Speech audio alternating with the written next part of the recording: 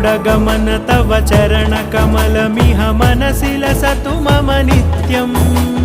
गरुडगमन तव चरणकमलमिह मनसि लसतु मम नित्यम्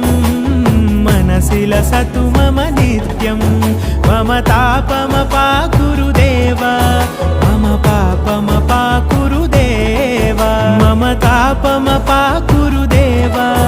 मम पापमपाकुरु देव